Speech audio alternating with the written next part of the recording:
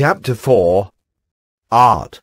The word art has a range of meanings which may be obscured by the current disposition to use the word in an extremely restricted sense. In contemporary thought, art is most readily associated with beauty, yet its historic connections with utility and knowledge are probably more intimate and pervasive. The prevalent popular association reflects a tendency in the 19th century to annex the theory of art to aesthetics. This naturally led to the identification of art with one kind of art, the so-called fine arts, Beaux-Arts, or Schöne Kunst, arts of the beautiful. The contraction of meaning has gone so far that the word art sometimes signifies one group of the fine arts, painting and sculpture, as in the common phrase, literature, music, and the fine arts. This restricted usage has become so customary that we ordinarily refer to a museum of art or to an art exhibit in a manner which seems to assume that the word art is exclusively the name for something which can be hung on a wall or placed on a pedestal. A moment's thought will, of course, correct the assumption. We are not unfamiliar with the conception of medicine and teaching as arts. We are acquainted with such phrases as the industrial arts and arts and crafts, in which the reference is to the production of useful things. Our discussions of liberal education should require us to consider the liberal arts which, however defined or enumerated, are supposed to constitute skills of mind. We recognize that art is the root of artisan, as well as artist. We thus discern the presence of skill in even the lowest forms of productive labor. Seeing it also as the root of artifice and artificial, we realize that art is distinguished from and sometimes even opposed to nature. The ancient and traditional meanings are all present in our daily vocabulary. In our thought, the first connotation of art is fine art. In the thought of all previous eras, the useful arts came first. As late as the end of the 18th century, Adam Smith follows the traditional usage which begins with Plato when, in referring to the production of a woolen coat, he says, "The shepherd, the sorter of the wool comber or carder, the dyer, the scribbler, the spinner, the weaver, the fuller, the dresser, with many others, must all join their different arts in order to complete even this homely production." In the first great conversation on art, that presented in the Platonic dialogues, we find useful techniques and everyday skills typifying art, by reference to which all other skills are analyzed. Even when Socrates analyzes the art of the rhetorician, as in the Gorgias, he constantly turns to the productions of the cobbler and the weaver and to the procedures of the husbandman and the physician.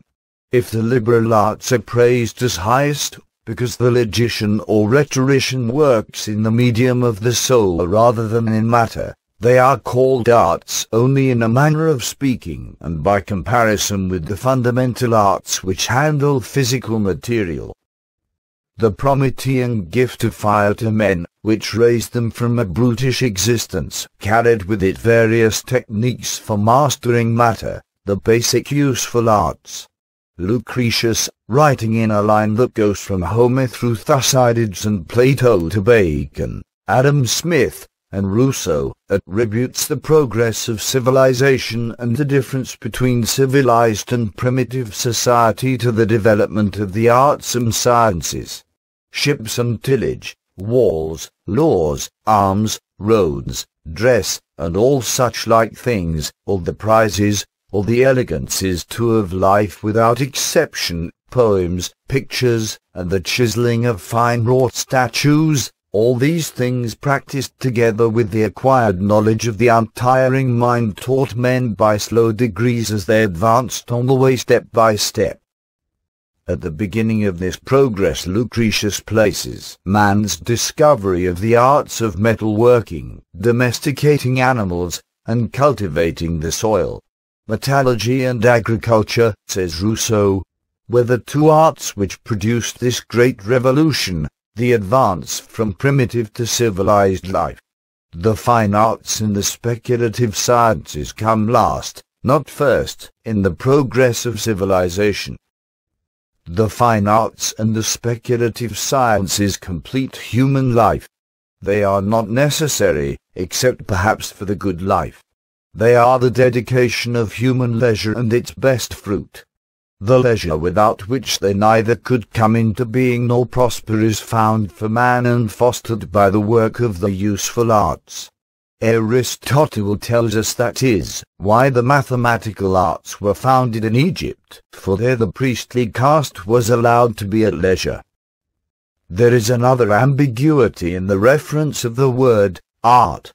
Sometimes we use it to name the effects produced by human workmanship. We elliptically refer to works of art as art. Sometimes we use it to signify the cause of the things produced by human work, that skill of mind which directs the hand in its manipulation of matter. Art is both in the artist and in the work of art, in the one as cause, in the other as the effect. What is effected is a certain ennoblement of matter, a transformation produced not merely by the hand of man, but by his thought or knowledge. The more generic meaning of art seems to be that of art as cause rather than as effect. There are many spheres of art in which no tangible product results, as in navigation or military strategy. We might, of course, call a landfall or a victory a work of art, but we tend rather to speak of the art of the navigator or the general. So, too, in medicine and teaching, we look upon the health or knowledge which results from healing or teaching as natural. We do not find it in them, but rather in the skill of the healer or teacher who has to produce that result. Hence, even in the case of the shoe or the statue, art seems to be primarily in the mind and work of the cobbler or sculptor, and only derivatively in the objects produced. Aristotle, in defining art as a capacity to make, involving a true course of reasoning, identifies it with making as distinct from doing and knowing. Though art, like science and moral action, belongs to the mind and involves experience and learning, imagination and thought, it is distinct from both in aiming at production, in being knowledge of how to make something or to obtain a desired effect. Science, on the other hand, is knowledge that something is the case, or that a thing has a certain nature. Knowledge is sometimes identified with science to the exclusion of art or skill, but we depart from this narrow notion whenever we recognize that skill consists in knowing how to make something. Even in speculative matters, writes Aquinas, there is something by way of work, for example, the making of a syllogism, or a fitting speech, or the work of counting or measuring. Hence whatever habits are ordained to such like works of the speculative reason, are, by a kind of comparison, called arts indeed, but liberal arts, in order to distinguish them from those arts which are ordained to works done by the body, which arts are, in a fashion, servile, inasmuch as the body is in servile subjection to the soul, and man as regards his soul is free. On the other hand, those sciences which are not ordained to any such like work, are called sciences simply, and not arts. The discussion of medicine in the great books throws light on the relation of art and science, in their origin as well as their development. Hippocrates writes of medicine as both an art and a science. In his treatise on ancient medicine, he says, "It appears to me necessary to every physician to be skilled in nature, and strive to know, if he would wish to perform his duties, what man is in relation to the articles of food and drink, and to his other occupations, and what are the effects of each of them on every one. And it is not enough to know simply that cheese is a bad article of food, as disagreeing with whoever eats of it to satiety, but what sort of disturbance it creates, and wherefore, and with what principle in man it disagrees. Whoever does not know what effect these things produce upon a man, cannot know the consequences which result from them, nor how to apply them. As a science, medicine involves knowledge of the causes of disease, the different kinds of diseases, and their characteristic courses. Without such knowledge, diagnosis, prognosis, and therapy would be a matter of guesswork, of chance, as Hippocrates says, or at best the application of rule of thumb in the light of past experience. But the scientific knowledge does not by itself make a man a healer, a practitioner of medicine. The practice of medicine requires art in addition to science, art based on science, but going beyond science in formulating general rules for the guidance of practice in particular cases. The habit of proceeding according to rules derived from science distinguishes for Galen the artist in medicine from the mere empiric. The antithesis of artist and empiric suggesting the contrast between operation by tested rule and operation by trial and error parallels the antithesis between scientist and man of opinion. It has seldom, if ever, been suggested that an art can be originally discovered or developed apart from some science of the subject matter with which the art deals. This does not mean that an individual cannot acquire the habit of an art without being taught the relevant scientific knowledge. An art can be learned by practice, skill can be formed by repeated acts. But the teacher of an art cannot direct the learning without setting rules for his pupils to follow, and if the truth or intelligibility of the rules is questioned, the answers will come from the science underlying the art. According to Kant, every art presupposes rules which are laid down as the foundation which first enables a product, if it is to be called one of art, to be represented as possible. In the case of fine art, which he distinguishes from other kinds of art as being the product of genius, Kant claims that it arises only from a talent for producing that for which no definite rule can be given. Yet he maintains that a rule is still at its basis and may be gathered from the performance, that is, from the product, which others may use to put their own talent to the test. Granting that there is no art without science, is the reverse true, and is science possible without art? The question has two meanings. First, are there arts peculiarly indispensable to the development of science?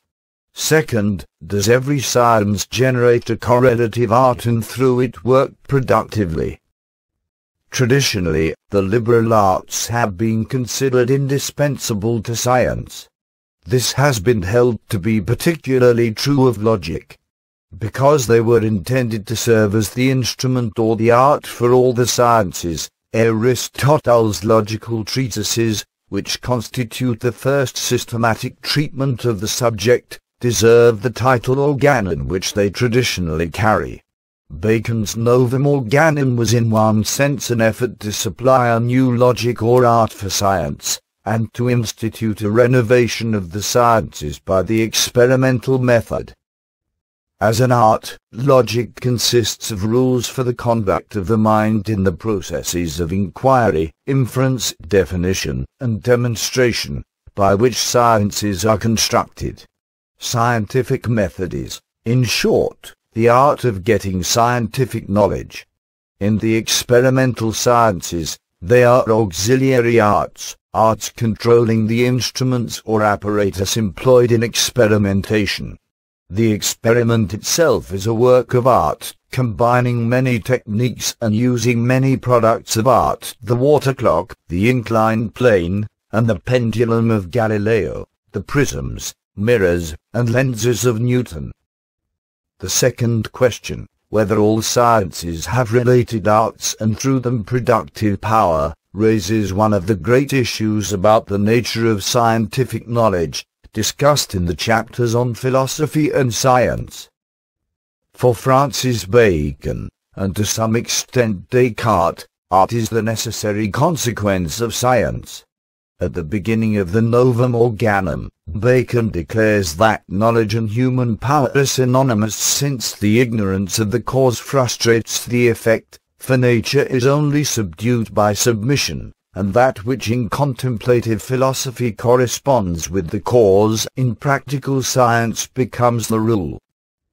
The distinction Bacon makes here between the speculative and practical parts of knowledge corresponds to the distinction between science and art, or as we sometimes say, pure and applied science. He opposes their divorce from one another. If science is the indispensable foundation of art and consists in a knowledge of causes, art in Bacon's view is the whole fruit of science, for it applies that knowledge to the production of effects. His theory of science and his new method for its development are directed to the establishment of man's empire over creation, which is founded on the arts and sciences alone. Just as the present state of the arts accounts for the immense difference between man's lives in the most polished countries of Europe, and in any wild and barbarous region of the New Indies, so further advances in science promise the untold power of new inventions and techniques. On Bacon's view, not only the value but even the validity of scientific knowledge is to be measured by its productivity. A useless natural science, a science of nature which cannot be used to control nature, is unthinkable. With the exception of mathematics, every science has its appropriate magic or special productive power. Even metaphysics, in Bacon's conception of it, has its true natural magic, which is that great liberty and latitude of operation which dependeth upon the knowledge of forms. The opposite answer to the question about science and art is given by Plato, Aristotle, and others who distinguish between speculative and productive sciences. They differ from Bacon on the verbal level by using the word practical for those sciences which concern moral and political action rather than the production of effects. The sciences Bacon calls practical, they call productive, but under either name these are the sciences of making rather than doing, sciences which belong in the sphere of art rather than prudence. But the significant difference lies in the evaluation of the purely speculative sciences which consist in knowledge for its own sake, divorced from art and morals, or from the utilities of production and the necessities of action. In tracing the history of the sciences, Aristotle notes that those men who first found the useful arts were thought wise and superior. But as more arts were invented, and some were directed to the necessities of life, others to recreation, the inventors of the latter were naturally always regarded as wiser than the inventors of the former, because their branches did not aim at utility. Hence, when all such inventions were already established, the sciences which do not aim at giving pleasure or at the necessities of life were discovered, and first in the places where men first began to have leisure.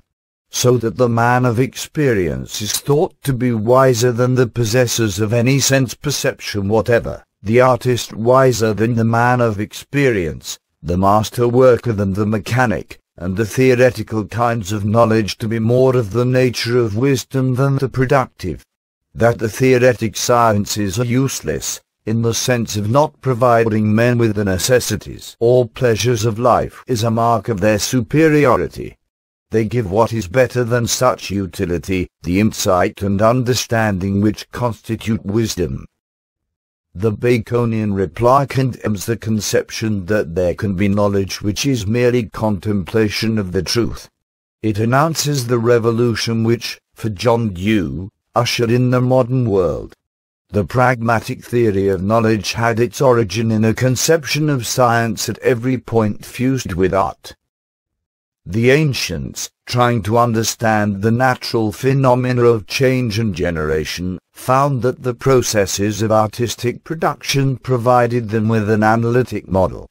Through understanding how he himself worked in making things, man might come to know how nature worked. When a man makes a house or a statue, he transforms matter.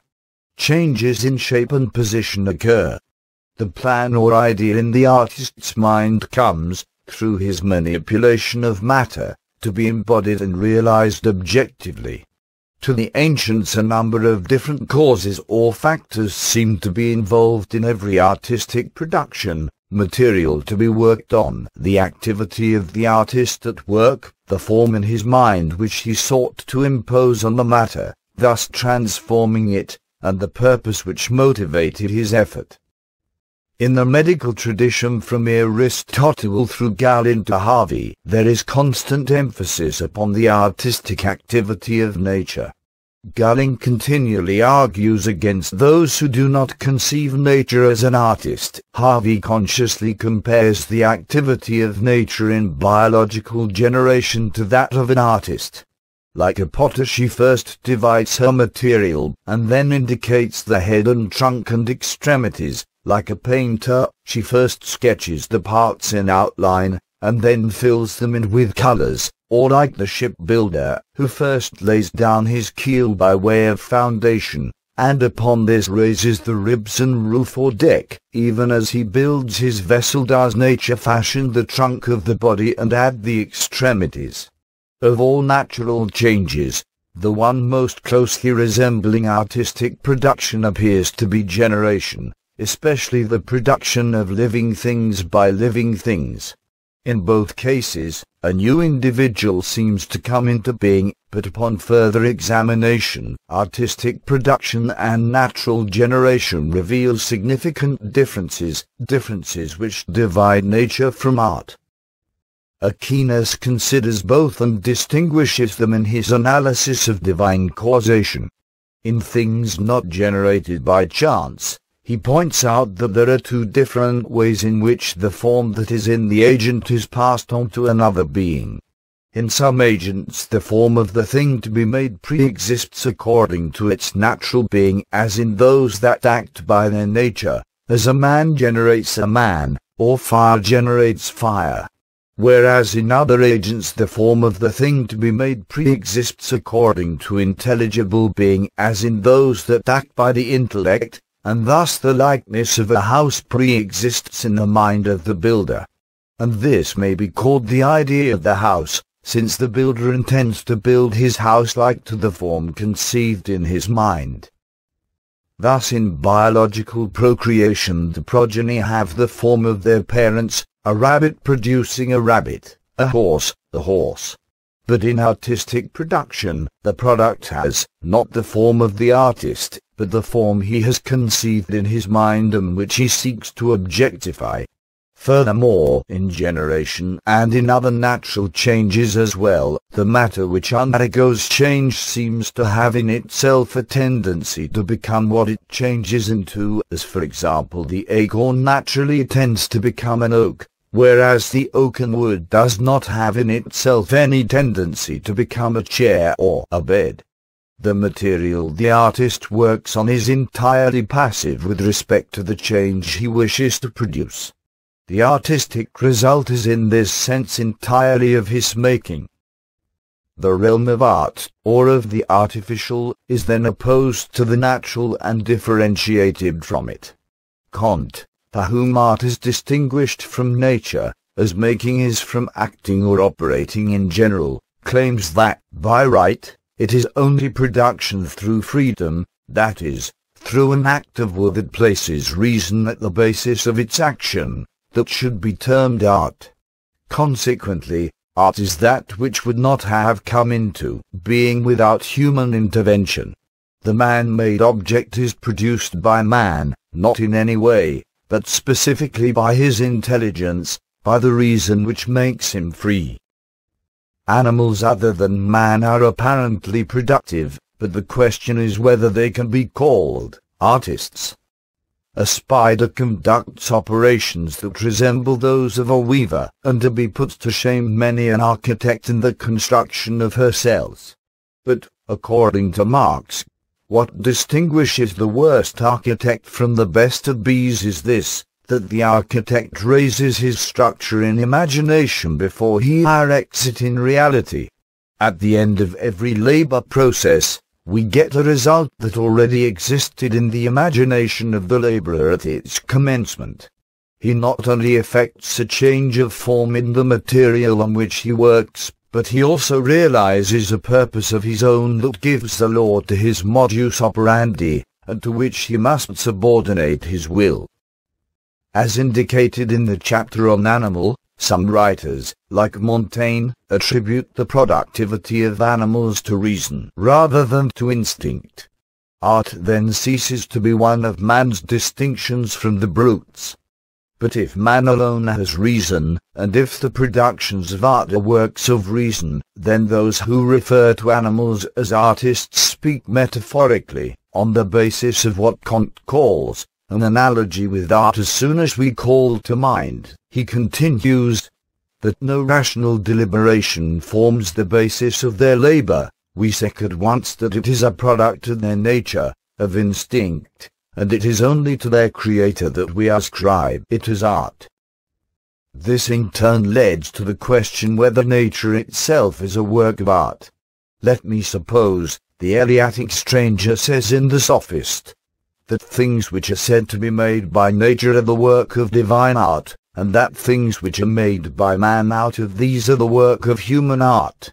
And so there are two kinds of making and production, the one human and the other divine. If we suppose that the things of nature are originally made by a divine mind, how does their production differ from the work of human artists or from biological generation? One answer, given in Plato's Timaeus, conceives the original production of things as a fashioning of primordial matter in the patterns set by the eternal archetypes or ideas. In consequence, the divine work would be more like human artistry than either would be like natural reproduction. The emanation of the world from the one, according to Plotinus, and the production of things out of the substance of God in Spinoza's theory, appear, on the other hand, to be the more closely analogous to natural generation than to art. Both analogies of creation with art and with generation are dismissed as false by Christian theologians. God's making is absolutely creative. It presupposes no matter to be formed, nor do things issue forth from God's own substance, but out of nothing. Thus Augustine asks, how didst thou make the heaven and the earth? And he answers, it was not as a human artificer, forming one body from another, according to the discretion of his mind, which can in some way invest with such a form, as it seeth in itself by its inward eye. Verily, neither in the heaven, nor in the earth, didst thou make heaven and earth, nor in the air, or waters, seeing these also belong to the heaven and the earth, nor in the whole world didst thou make the whole world, because there was no place where to make it, before it was made, that it might be for what is, but because thou art. Therefore thou spakest, and they were made, and in thy word thou madest them.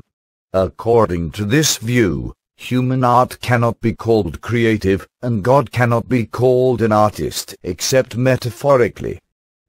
The issue concerning various theories of creation, or of the origin of the universe, is discussed in the chapter on world. But here we must observe that, according to the view we take of the similitude between human and divine workmanship, the line we are able to draw between the realms of art and nature becomes shadowy or sharp.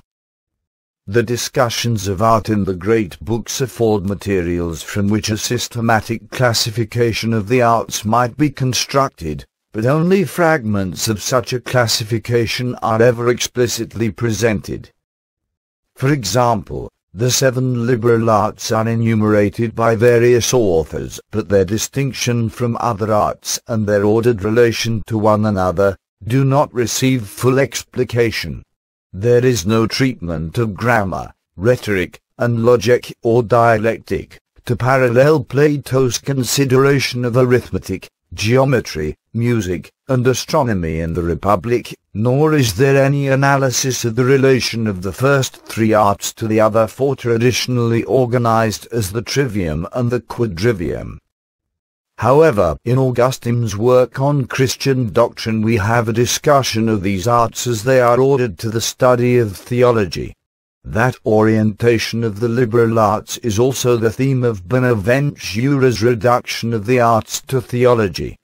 Quite apart from the problem of how they are ordered to one another, particular liberal arts receive so rich and varied a discussion in the tradition of the great books that the consideration of them must be distributed among a number of chapters, such as logic, rhetoric, language, for the discussion of grammar and mathematics.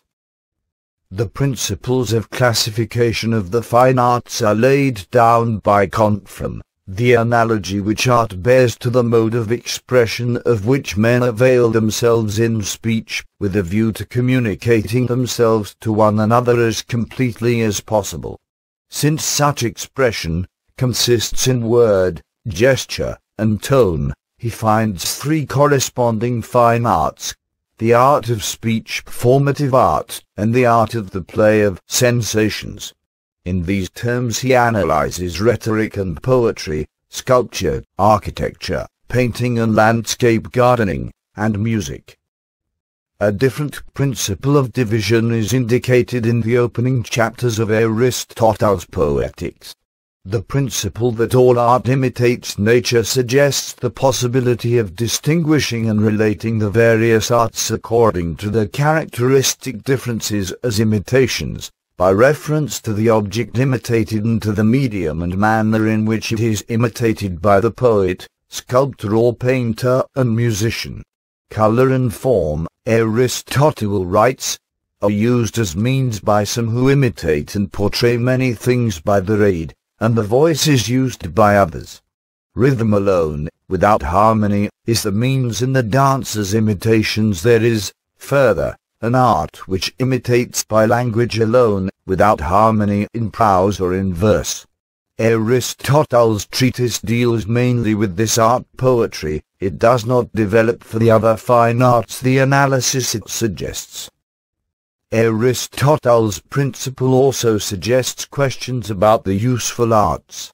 Are such arts as shoemaking and house-building imitations of nature in the same sense as poetry and music? Does the way in which the farmer, the physician, and the teacher imitate nature distinguish these three arts from the way in which a statue is an imitation, or poem, or a house? The Aristotelian dictum about art imitating nature has, of course, been as frequently challenged as approved. Apart from the issue of its truth, the theory of art as imitation poses many questions which Aristotle left unanswered. If there are answers in the great books, they are there by implication rather than by statement. The most familiar distinction between arts, that between the useful and the fine, is also the one most frequently made in modern discussion. The criterion of the distinction needs little explanation. Some of man's productions are intended to be used, others to be contemplated or enjoyed. To describe them in terms of imitation, the products of the useful arts must be said to imitate a natural function, the shoe, for example, the protective function of calloused skin. The imitation merely indicates the use, and it is the use which counts. But in the products of the fine arts, the imitation of the form, quality, or other aspect of a natural object is considered to be the source of pleasure. The least familiar distinction among the arts is implied in any thorough discussion, yet its divisions are seldom, if ever, named. Within the sphere of useful art, some arts work toward a result which can hardly be regarded as an artificial product.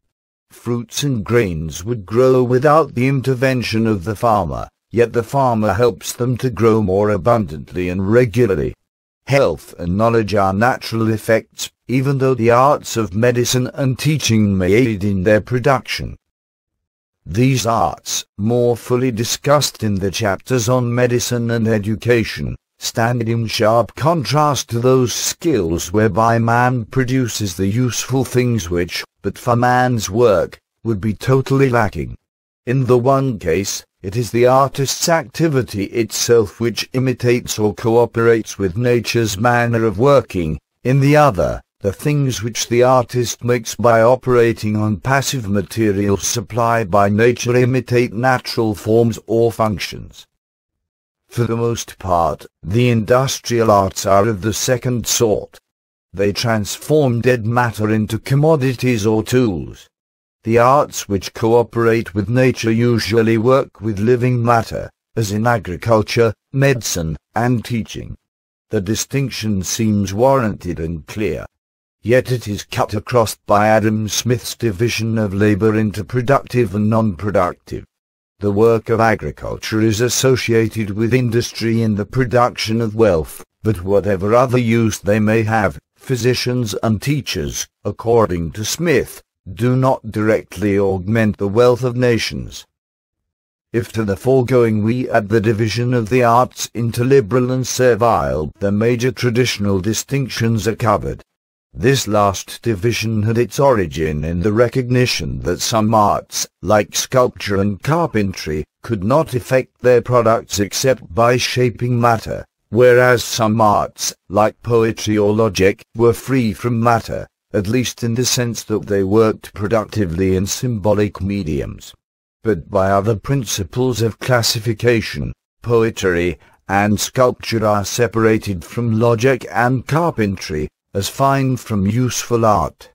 Logic, along with grammar, rhetoric, and the mathematical arts, is separated from poetry and sculpture as liberal from fine art. When the word liberal is used to state this last distinction, its meaning narrows. It signifies only the speculative arts, or arts concerned with processes of thinking and knowing. The adequacy of any classification, and the intelligibility of its principles, must stand the test of questions about particular arts. The great books frequently discuss the arts of animal husbandry and navigation, the arts of cooking and hunting, the arts of war and government. Each raises a question about the nature of art in general, and challenges any analysis of the arts to classify them and explain their peculiarities. There are two other major issues which have been debated mainly with respect to the fine arts. One, already mentioned, concerns the imitative character of art. The opponents of imitation do not deny that there may be some perceptible resemblance between a work of art and a natural object. A drama may remind us of human actions we have experienced, music may simulate the tonal qualities and rhythms of the human voice registering the course of the emotions. Nevertheless, the motivation of artistic creation lies deeper, it is said, than a desire to imitate nature, or to find some pleasure in such resemblances. According to Tolstoy, the arts serve primarily as a medium of spiritual communication, helping to create the ties of human brotherhood. According to Freud, it is emotion or subconscious expression, rather than imitation or communication, which is the deepest spring of art. The poet or artist forces us to become aware of our inner selves in which the same impulses are still extant even though they are suppressed.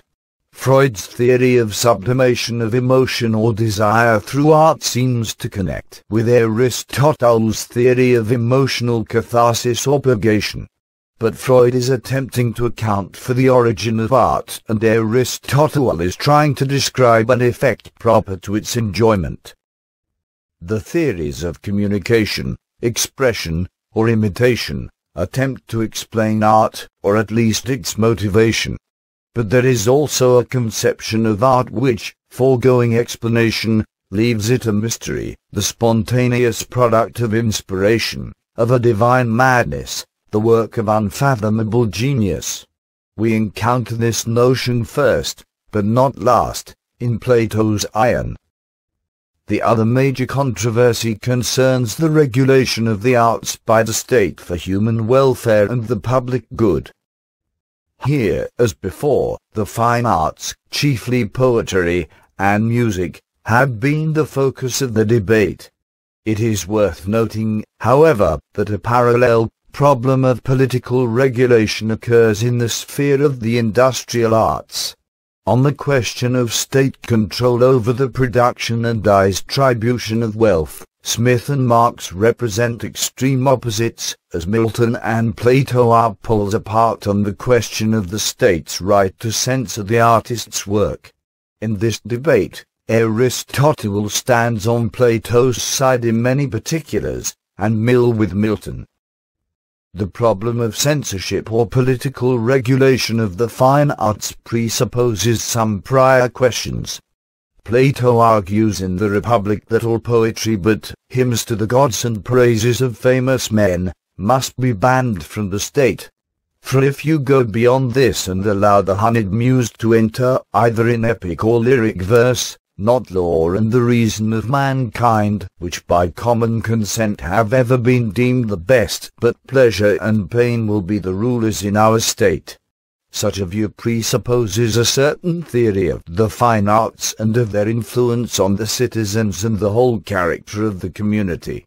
Yet because both Plato and Aristotle judge that influence to be far from negligible, they do not see any reason in individual liberty for the state to refrain from interfering with the rights of the artist for the greater good of the community.